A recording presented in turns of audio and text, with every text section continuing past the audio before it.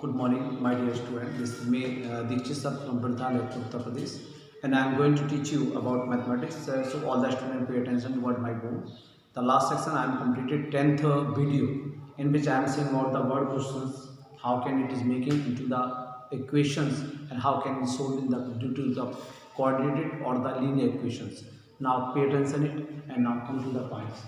आज मैं उसी सिस्टम में दो अंकों की जो संख्या होती है, दो अंकों की संख्या, इसको लेके चलूंगा। कल मैंने मिक्स क्वेश्चन कुछ लिए थे, आपको याद है। पहले मैंने उम्र को लिया था, उसके पहले वाले जो आपका वीडियो आया था, 9वां वीडियो होगा शायद। 10वें में मैंने मिक्स वीडियो लेके चली, कुछ सब चीज़ को मिक्स करके चली। अब जो यहाँ पे दो अंकों की संख्या, उसमें मैंने पहले बता रखा था, हमेशा रखिए 10x + y। x 10 माने ढाई का अंक कहलाता है, y आपकी इकाई का अंक कहलाता है। इसको आप रिमाइंडर कर लीजिएगा। रिमाइंडर करने के लिए मैं अभी आपको क्वेश्चन लिखूंगा और क्वेश्चन लिखने के बाद आप उसको करेंगे, तो ये नोटिस करिए। देखिए माय डियर स्टूडेंट, ये क्वेश्चन आ गया, दो अंकों की एक संख्या के अंकों का योग 8 है, यदि उस संख्या तथा उसके अंकों का स्थान परस्पर बदलने से प्राप्त संख्या का अंतर 18 है, तो संख्या को ज्ञात कीजिए। इसको कैसे किया जाता है, आइए इसका हम हल करते हैं। आपको ज्ञात है, दिया है, या जो भी चीज़ की सापेक्ष लिखना है वो आपको ज्ञात है। अब इस सवाल को क्या, दो अंकों की एक संख्या, एक पहला है, इसको आप समझते हैं एक एक बाई वर्ड। देखिए इसमें मत जाएगा कि मैंने इसको गोल कर दिया, क्या कर दिया या काट दिया। यहाँ एक लाइन को पूरा हमको करना है जी। यहाँ पे माना कि एक वर्ड से 1 2 3 4 5 वर्ड का आंसर हो गया 10x + y। यहाँ पे हम पोस्टर में खोल सकते हैं अगर आप खोलना चाहें, जहाँ x ढाई अंक तथा y इकाई अंक है। अगर आप इसको खोलना चाहें तो, अगर खोलना चाहें तो खोल सकते हैं, अगर खोलना नहीं चाहे तो कोई जरूरत नहीं। 10x + y या पर रख सकते हैं दो अंकों की संख्या 10x + y, या आप ऐसा ही ले सकते हैं दो अंकों की संख्या बराबर 10x + y। अगले क्वेश्चन में लिख देंगे तो आपको पता चलेगा। अब क्या कहा कि अंकों का योग, माय डियर स्टूडेंट, x ढाई का अंक है, y इकाई के अंकों का योग 8। अब यहाँ पे शब्द आ जाएगा कि अंकों का योग जो है 8। अंक क्या कहलाते हैं, मैंने जैसे कोई भी संख्या बोली 45, ये संख्या पूरी 45 है, 45, लेकिन इसके अंक क्या है, 1 4 है 5, तो दोनों का योग मिलाया 5 4। उसी ने कहा दो अंकों का योग 8। तो मान लो कि यहाँ पे संख्या तो 10x + y है, जैसे मैंने पहले बताया था। आपको पता होगा, मैंने शायद 8वें वीडियो बताया था कि किसी भी सूत्र को प्रतिपाद कैसे करते हैं। अब आप आ जाए, x + y = 8 के अंकों का योग। अंक मीन्स क्या है, अगर कोई संख्या 45 थी तो 45 में x का अंक है हमारा ढाई का अंक है 4 और इकाई का अंक है 5, तो 5 4 को जुड़ेंगे तो कितना कहलाएगा, 8 9 कहलाएगा। यहाँ पे चूंकि 8 है तो अंकों का योग 8 है, यही हमारा पहला समीकरण आ जाता है और यहाँ पे हमारी एक विषय वस्तु समाप्त हो जाती है। यहाँ पे हमारा हो गया कि अंकों का योग 8 है। यहाँ तक की बात हमारी हो चुकी है, आपको ज्ञात है। अब आगे, यदि उस संख्या तथा उसके अंकों का स्थान परस्पर बदलने से प्राप्त संख्या का अंतर 18। हम इसकी बात करते हैं, यदि उस संख्या, आपको क्या करना है, आप बहुत से लोग स्टूडेंट क्या करते हैं, एक शब्द लिखते हैं प्रश्न अनुसार। जैसे मैंने बताया प्रश्न अनुसार कि प्रश्न में दिया उसके हिसाब से हल। मैं इस बात पे बिल्कुल कभी भी राजी नहीं हूँ। आप प्रश्न अनुसार मत लिखिए, आप सीधा जो है वो जो लाइन, उस लाइन को उठाइए, परस्पर बदलने से प्राप्त संख्या का अंतर 18। आपको ऐसा भी नहीं करना है जिस तरह आपको यहाँ पे दिखाई दे रहा है, यहाँ भी ऐसा भी नहीं करना है। क्यों नहीं करना है, क्योंकि इसका कारण है कि अगर आप ऐसा करेंगे तो ऐसी स्थिति में आपको बहुत लुक बहुत ही गंदा आएगा। आपको पूरे वर्ड लिखना है, तो आपको क्या करना, यदि उस संख्या लिखेंगे तो क्या आएगा, 10x + y। यहाँ पे कितनी बात होगी, यदि उस संख्या तथा माने होता और उसके अंकों का स्थान बदलने पर प्राप्त संख्या। यहाँ से इतनी संख्या का उत्तर क्या होगा, देखिए उसके अंकों का स्थान। यहाँ पे 4 पे 5 45 था, मैं एग्जाम्पल इसको नहीं लिखना है, इसको आपको क्या करना नहीं लिखना, केवल मैं एग्जाम्पल के रूप से लिख रहा हूँ। अंक अगर बदलेंगे तो इकाई का अंक दहाई के अंक के स्थान पे आ जाएगा, दहाई का अंक इकाई के स्थान पे आएगा, तो ये संख्या हो जाएगी 50। नोटिस कर लीजिए, जो संख्या 45 है अगर उसके अंक बदले जाएंगे तो वो संख्या क्या हो जाएगी 54। तो ऐसी स्थिति में क्या हो जाएगा, उसके अंकों का स्थान, तो आपने क्या देखा कि y है आपके इकाई के अंक पे, x है ढाई, तो y आएगा x के स्थान पर, x आएगा y के अंक पर। तो यहाँ पे संख्या की बात कर रहे हैं 10y प्लस, इन्हें चाहे आप ब्रैकेट में भी लिख सकते हैं। अभी मैं कोई बात नहीं करूँगा, मैं केवल आपको लिखता जा रहा हूँ। यदि वो संख्या पहले आ गया था, उसके अंकों का स्थान परस्पर माने एक दूसरे के स्थान, परस्पर का क्या मतलब होता है, जैसे मेरे पास मार्क, इसको इसके स्थान पर ले आए, देखिए, और इस कैप को इसके स्थान पर ले, इसे कहते हैं परस्पर। ये ऐसा कह सकते हैं, इसको मार्कर को यहाँ लाया और कैप को हम इसके स्थान पर ले, तो एक दूसरे से बदलना। वहीं पर क्या किया कि मैंने 4 को लेकर 5 के स्थान पे, 5 के स्थान पे 5 पर 4 के स्थान पे, तो वैल्यू क्या निकल के आ जाएगी, 5 की निकल आएगी तो ये 5 और 4 की निकल के आएगी तो कितनी आएगी 4, 54 आंसर आ जाएगा। एम आई राइट? तो आपने क्या किया कि तो उसके अंकों का स्थान परस्पर बदलने पर तो जो y था वो x के स्थान पे आ गया, जो x था वो y के स्थान पे चला गया। सिर्फ बदलने पर संख्या का अंतर मान होता है क्या, घटाना। अंतर को दूसरे शब्द में कहते हैं घटाना, अंतर को कहते हैं बेटा घटाना। 18, इसकी अब वैल्यू कितनी है बेटा 80, माना आपकी जो मूल संख्या थी, मूल संख्या थी 45, मान लो यहाँ चूंकि हम क्या 55 कर दें, उसको 45 कर दें, या कोई संख्या में जो आंसर आएगा तो आपको ज्ञात हो जाएगा, तो वो संख्या जो थी उसमें से परस्पर स्थान बदलने पर प्राप्त संख्या को घटाने पर, घटाना मतलब होता है माइनस, यहाँ पे शब्द का इस्तेमाल किया गया अंतर को कहते हैं घटाने पर मान कितना 18, तो आप बताइए यहाँ से आप निकलेगा दूसरा समीकरण कैसे निकलेगा, 10x plus y minus 10y minus x बराबर 18। आगे आप चलेंगे 10x में से x घटाएंगे तो कितना आ जाएगा 9x, 10y में से कितना गिराएगा 9y बराबर 18। आपको ज्ञात है, आप 2 का भाग कर सकते हैं 9 का भाग दोनों पक्षों में करने पर एक बार देखें, क्योंकि यहाँ पे हमारी लाइन हो चुकी होगी, तो आपको क्या जाएगा 9 का भाग जाएगा x माइनस y बराबर 3। ये आपका समीकरण 2 आ चुका है। ये समीकरण क्या है, आप इन दोनों समीकरण से हल करने पर कैसे करेंगे, आपको यहाँ पर कोई कंडीशन नहीं होता है, आप किसी भी विधि का उपयोग कर सकते हैं। अगर इसी सवाल में लिखा रहता है रैखिक समीकरण बना करके या बीजगणितीय रूप में लिख करके रैखिक समीकरण से हल कीजिए, तब आपको रैखिक समीकरण बना करके हल करना पड़ता है। ग्राफ विधि या ग्राफी विधि से हल कीजिए, ग्राफ पर आप हल करना, लेकिन यहाँ पर कोई चीज़ नहीं दे रखी, तो ऐसी स्थिति में सबसे बेहतर तब विलोपन विधि में क्या होगा, इसके नीचे रखेंगे तो 22 से 22 कट जाएगा, 2x बराबर 8 2 10, x बराबर 5 आ जाएगा, 5 आ जाएगा, 5 को वैल्यू को वहाँ पे लिख जाएंगे तो आ जाएगा y बराबर आ जाएगा 3, आपकी संख्या बन जाएगी। संख्या बाद में क्या रखेंगे 10x प्लस y, तो आप लिखेंगे कैसे 10 गुणे 5 धन 3 तो 50 धन 3, इस तरह लिखिएगा। आप सीधे 5 पे 3 53 मत लिख दीजिए, 53 मत लिख दीजिए, आप ऐसा लिखिए अंत में जब वैल्यू मैंने कैसे निकाली, मैं इसको इस समीकरण को उसके नीचे लाएंगे, y से y कट जाएगा, x और x कितना हो जाएगा 2x, 8 और 2 10, तो x 2 का भाग देंगे तो 10 में आ जाएगा 5 की वैल्यू यहाँ रखेंगे, x की जगह x उस साइड आएगा तो क्या जाएगा -5, तो -5 में 2 जाएगा तो -3, माइनस से माइनस का जाएगा प्लस का 2 आ जाएगा। तो आप 53 ऐसा मत लिखिए, आप फिर संख्या लिखेंगे, संख्या कितनी थी 10 स्क्वायर बाई 10 मल्टीप्लाई 5 प्लस इस तरह 53 आ जाएगा। तो 53 संख्या हो गई, इसको परस्पर बदलेंगे तो क्या हो जाएगी 35, अगर इसे घटा दीजिए तो देखिए 18 आ जाएगा, 3 के मान 13, 13 से 5 3 3 4 तो सवाल आपका इस तरह से एडजस्ट होकर के आ जाता है, जैसे आपको दिखाई दे रहा मौके तो आपको समझ में आ गया होगा। आप इसको नोट डाउन कर लें और यहाँ विलोपन विधि से सवाल को स्वयं ही हल करना है। मैंने केवल आपको करके बता दिया कि किस तरह किया जाता है, इसका कोई भी सिस्टम नहीं, इसको कॉपी नहीं करना है, कॉपी करते समय इस बात को ध्यान रखें, नहीं तो आप लोग उसको समझाने के लिए मैं लेके चला था। यहाँ भी मैंने मौखिक किया है और यहाँ आपको जाते हैं कि किस तरह करना, मैं आप इसको note down. My dear student, 2 अंकों की संख्या के अंकों का योग 9 है, इस संख्या का 9 गुना संख्या के अंकों को पलटने से बनी संख्या का 2 गुना है, वह संख्या क्या है।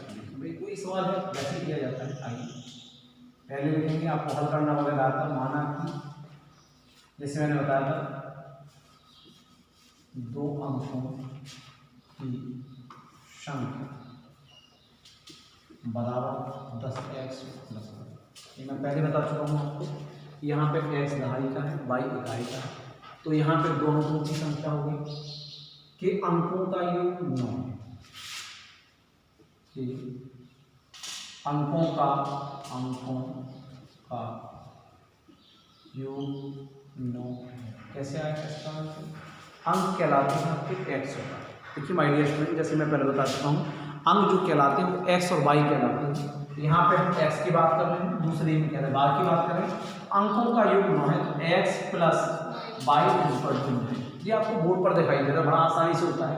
यहाँ पे दो अंक है, एक x का है एक y का है, तो दोनों अंकों का योग क्या है 9। अगर अंतर कहता तो माइनस आ जाता। अगर कहता अंकों का गुणनफल है तो गुणनफल के लिए गुणा का इस्तेमाल किया जा सकता है, गुणनफल नहीं तो औसत, अंतर और योग आता है। ठीक, इसको हम पहला समीकरण मान लेंगे। हमारा पहला समीकरण यही पहली बार से प्राप्त हुआ, पहली बार से प्राप्त हुआ वाले समीकरण पहला समीकरण कहलाता है। जैसे अब यहाँ पर होता है कि अंकों का योग 9 है, इस संख्या का 9। अब आप यहाँ पे देखेंगे, इस संख्या का 9 गुना संख्या के पलटने से बड़ी संख्या का 2 गुना। ये क्या है?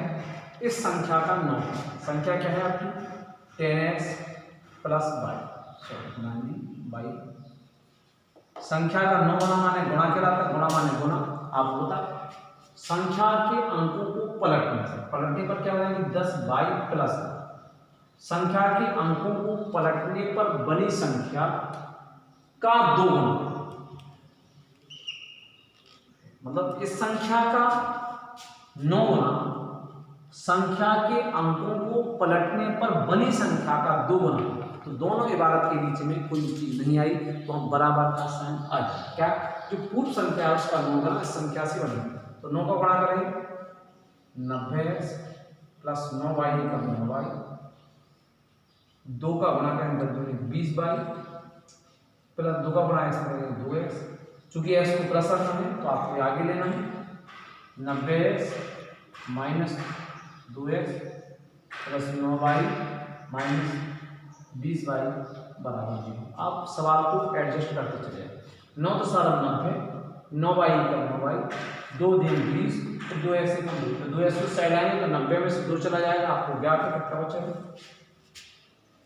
88x। ठीक हो गया? अब इसके बाद क्या है 20 में से 9 चला जाएगा तो कितना जाएगा -11y इज इक्वल टू 0। देखिए यहाँ 20 में से 9 गया तो बचा 11। अब आपको क्या आएगा किसका 11 का भाग दोनों पक्ष में चला जाएगा, आपको दिखाई दे रहा है। तो आप लिखेंगे 11 का भाग दोनों पक्षों में करने पर, मैंने चूंकि सीधा कर दिया है, आप लिखेंगे फिर करेंगे, पहले लिख देंगे यहाँ पे, फिर इसी कॉपी करते हुए तो 11 का भाग करेंगे। 11 का भाग क्या रहेगा 11 88 8x, 11 1 11y और 0 भाग देंगे तो 0 ही रहेगा, और यह समीकरण हमारा क्या जाएगा 2। उपरोक्त समीकरण पहला आ गया था हमारा। यहाँ पे दोनों को ब्लोपर विधि से हल करेंगे तो 22 से 22 कट जाएगा, 8 और 1 कितना आ जाएगा 9, 9x बराबर 9, x बराबर 1 आ जाएगा, x की वैल्यू 1 आ जाएगी, x की वैल्यू 1 रखेंगे तो 8 आ जाएगा, यहाँ जाएगा -8, तो y की वैल्यू हो जाएगी 8। समझ में आता है? 1 रखेंगे तो -8 आ जाएगा, -8 उस साइड जाएगा, +8 तो उस साइड जाएगा, -8 आ जाएगा, -9 तो अब 1 का माने वो करेंगे तो 18 आपका आंसर आएगा। उसको चेक कर लीजिएगा 10x प्लस y, 18 में 8 ही 9 है, तो 18 में 18 का 9 गुना और अंक पलट देने पर उसका गुना 9 8 72 की 2, वहाँ से 2 9 9 10 11 और 2 8 9 16, यही होगा 9 8 72 2 7 9 9 और 9 7 16, तो वो मान वही सेम आ जाएगा जैसा आप दिखाई दे रहे वो आपका सेम आ जाएगा। तो मान क्या है 18, मान कितना है 18 आ चुका है, 18 का 9 गुना और अंक पलट देने पर प्राप्त संख्या 81, 81 का 2 गुना हमेशा बराबर। यही चीज़ में सवाल में कहा गया था, मौके भी कर सकते हैं अगर आपको, लेकिन विलोपन विधि से सवाल कर लें, लेकिन आप पहले सबसे पहले इसको कॉपी कर लें। यहाँ डॉट डॉट जहाँ लिख रखा है उस डॉट डॉट में आपको क्या करना है, पूरे सवाल को यहाँ से आपको कॉपी करना है, यहाँ से लेकर के और यहाँ तक की सवाल का जो मैं बता रहा हूँ अब इस पूरे सवाल का हम इबारती क्वेश्चन से सूत्र में परिवर्तित करेंगे समीकरण में, तो जो होगा 9 गुणे 10x + y बराबर 2, 10y + x। इसका सवाल copy it. Hello my dear student, next question from 2019 820 AW 6 घात 4 अंक का सवाल है। 2 अंकों से बनी एक संख्या एवं उसके अंकों को उलटने पर बनी संख्या का योग 66 है। यदि संख्या के अंकों का अंतर 2 है तो संख्या ज्ञात कीजिए। तो आपको वही करना होगा, क्योंकि इसको हम यहाँ से नहीं दे रहे, यहाँ पे लिखने के लिए मैंने जगह छोड़ रखी थी। आप वही मान के चलिए इसके नीचे ये, और यहाँ पे हल लिखने के बाद आप अगली लाइन से लिख सकते हैं माना की, और माना की करने के बाद आप चूँकि अगली लाइन लिख सकते हैं, लेकिन चूँकि हम इसी लाइन में लिख रहे हैं माना की, अगली लाइन में लिखा जा रहा है 2 अंकों की संख्या। 2 अंकों की संख्या कितनी होगी 10x + y। जैसे आपको ज्ञात है स्टैंडर्ड मानक कहलाता है। ये संख्या 10 से लेकर के और 99 तक जाती है, इनमें से कोई आंसर इसका सवाल का उत्तर होता है। ये आपको ज्ञात भी मतलब पता भी चल जाता है। अब उसने क्या कहा 2 अंकों से बनी एक संख्या, ठीक, एवं उसके अंकों को उलट देना। अब इसके बाद बताना पड़ेगा 2 अंकों दोबारा से इसमें डबल कर दिया, इसमें आपको अलग से नहीं दिया, लेकिन बनी एक संख्या एवं उसके अंकों को उलटने पर बनी संख्या का योग 66 है। इस बात को लिखना है। तो आपको क्या करना है 2 अंकों से बनी संख्या माय डियर स्टूडेंट क्या होगी 10x + ब्रैकेट में कर दें इसको, एवं उसके अंकों पर उलटने पर बनी संख्या क्या होगी 10y + x। अंक उलट जाएंगे तो x y के स्थान पर चला जाएगा, y x के स्थान पर आ जाएगा। बनी संख्या का योग, योग मान होता है बीच में साइन आ जाएगा गुण का, मान कितना है 66। बस यहाँ पे सवाल का एक समीकरण प्राप्त हो जाएगा 10x। ऑप्शन क्या आता है, कुछ ऐसा आ जाता है कि वो सवाल समीकरण आपस में प्रतिभागित हो जाते हैं या कट जाते हैं। ये देखते हैं x 10 11x 11y बराबर 66। देखिए 6 का भाग है हमारा, आप देखेंगे इधर 10 और 1 11 और 10 और 1 11, तो 11 बराबर 66, तो 10 में किसका भाग है 11 का भाग दोनों समीकरण में करने पर क्या आएगा x + y बराबर 6। ये हमारा पहला समीकरण हमें प्राप्त, बड़ी आसानी से हमें प्राप्त कर। दूसरा समीकरण क्या होता है, इसमें है यदि संख्या के अंकों का अंतर 2 है। यहाँ पे लिखेंगे यदि संख्या के अंकों का अंतर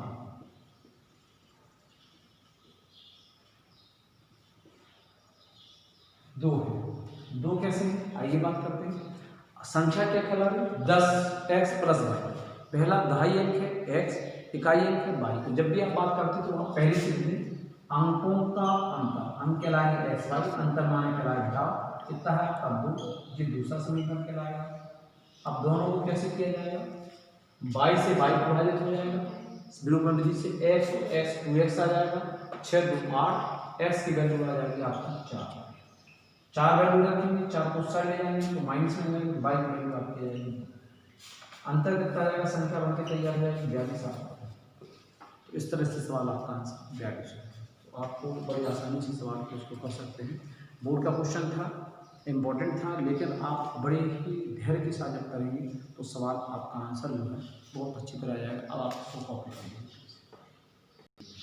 तो माय डियर स्टूडेंट, जैसे बात कर रहे हैं 2 अंकों से बड़ी संख्या का क्वेश्चन कैसे आया है, तो उसके लिए हम बात करेंगे कि माना कि हम पहले बता चुके थे कि आपको 2 अंकों की संख्या क्या है 10x + y है, 2 अंकों से बड़ी संख्या है। अब इसको यहाँ पे मान लेंगे, उसने इसी कुछ समय अपना दूसरा सवाल छुपा रखा है कि 2 अंकों से बनी एक संख्या एवं उसके अंकों को उलट देने पर संख्या का योग 66।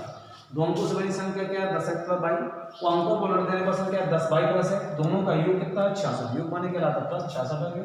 हम सवाल को करेंगे तो सवाल कुछ ऐसा एडजस्ट हो जाता है कि किसी न किसी संख्या का भाग चला जाए। यहाँ अगर हम देखेंगे तो यहाँ भाग किसका जा रहा है, देख रहे 11 का भाग जा रहा है तो x + y बराबर 6 आ जाता।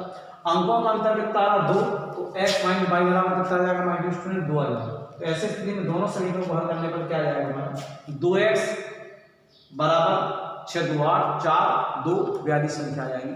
बहुत सरल ढंग से सवाल को हल कर लिया। इसको आप कॉपी मैंने पहले कर दिया तो कॉपी कर लें। हम चलते हैं नेक्स्ट सवाल। कुछ इसी प्रकार का सवाल दिखता है लेकिन वो सवाल इससे भिन्न होता है। कैसे होता है आइए टॉपिक पे चलते हैं। आई तो परफेक्ट। दोनों सवाल में अंतर है, क्या संख्या में अंतर है? आइए देखिए, दो संख्याओं का अंतर 26 है। यहाँ दो संख्याएं हैं, दो अंकों की एक संख्या नहीं है, दोनों में अंतर है। नहीं तो आप कंफ्यूजन कर सकेंगे और 10x + 22 लिख देंगे, पूरा सवाल गलत हो जाएगा। यहाँ पे क्या था, दो संख्याओं का अंतर 26 है और एक संख्या दूसरी संख्या से 3 गुनी है, तो संख्याएं ज्ञात की है। तो आप क्या लिखेंगे बेटा? माना। सवाल क्या है?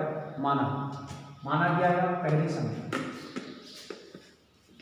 संख्या मान लो पहली संख्या को आप क्या मानेंगे? x।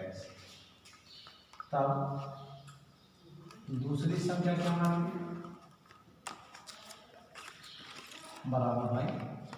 यहाँ पे बेटा एक बात ध्यान रख लीजिएगा, यहाँ पे दो संख्याओं का अंतर 26 की बात है। आप क्या करेंगे? दो संख्याओं का अंतर 26 है। इसका मतलब क्या कहना है? x - y = 26। पहला जो समीकरण बन के तैयार हुआ है, x - y = 26। उसने क्या कहा? एक संख्या दूसरी संख्या की 3 गुनी। इसको बात करेंगे, एक संख्या दूसरी संख्या की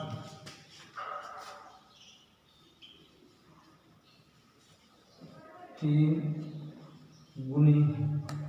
कैसे? क्या? एक संख्या मान लो पहली संख्या जो है और जो दूसरी संख्या है, दूसरी संख्या की 3 गुनी।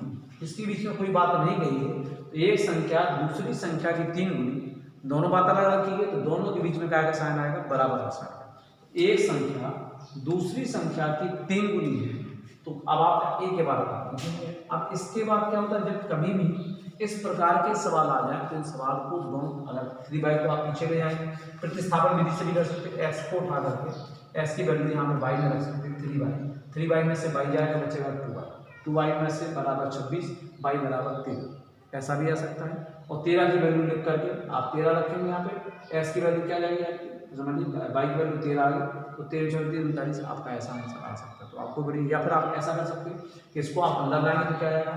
x - 3y = 0। तो इस तरह से भी आप दोनों में से किसी भी तरीके से कर सकते हैं। नंबर 1, अगर इसको ऐसे ही करेंगे तो प्रतिस्थापन विधि से होगा। x का मान जो है तो 3x को यहाँ से उठा के ला के यहाँ रखा जाएगा, 3x में से y हटेगा, कितना बचेगा? 2y। 2y का मान कितना है? 26। तो एक y का मान होगा 13 × 26 13।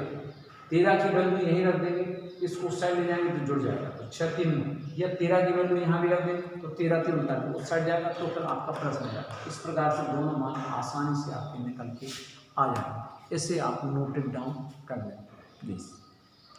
हेलो माय डियर स्टूडेंट, देखिए, एक आयत की लंबाई 5 इकाई कम कर दें तथा चौड़ाई 2 इकाई बढ़ा दें। ये 3.3 का 6वां क्वेश्चन है, पेज आपका 60 में आप देख लीजिएगा, अरिहंत बुक्स में पढ़ा रहा हूँ। तो इसका क्षेत्रफल 80 वर्ग इकाई कम हो जाता है, कम माने घट जाना। यदि इसकी लंबाई 10 इकाई वृद्धि की जाए तथा चौड़ाई में 5 इकाई कमी की जाए तो इसका क्षेत्रफल 50 वर्ग इकाई बढ़ जाता है। तो आयत की लंबाई तथा चौड़ाई ज्ञात कीजिए। आइए देखते हैं किस तरह से करना है। आप पहले मानेंगे माना की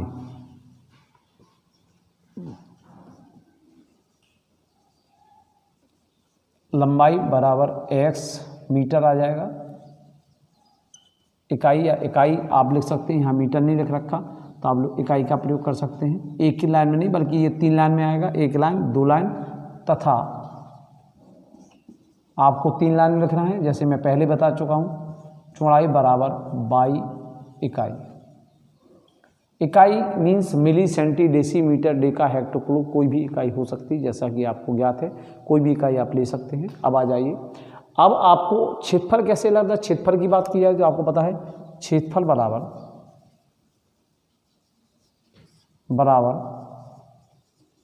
लंबाई गुणे चौड़ाई, या हम कह सकते हैं लंबाई गुणे चौड़ाई बराबर क्षेत्रफल। दोनों में से हम किसी भी चीज़ के बारे में प्रिस्क्राइब कर सकते हैं। आप लंबाई गुणे चौड़ाई कर लें तो भी क्षेत्रफल कहलाता। अगर जैसे कहा एक आयत की लंबाई माने अगर आप कहेंगे x, चौड़ाई कितनी है y, यहाँ पे गुणा कर दीजिए बेटा y का, क्षेत्रफल कितना आ जाएगा आपका एक्स बाई, जैसे मैंने बता रखा सूत्र यही होता है, आपको ज्ञात कर दें। तो इसका सूत्र जो होता है लंबाई गुणे चौड़ाई बराबर क्षेत्रफल, लंबाई एक्स चौड़ाई बाई, एक्स बाई का गुणा करेंगे तो एक्स बाई आएगा। तो इसकी लंबाई 5 इकाई कम कर दें, लंबाई एक्स है इसमें 5 इकाई की कमी कर दें। देखिए कमी कर दी, इबारत उतार लेंगे। इबारत क्या उतारेंगे, एक आयत की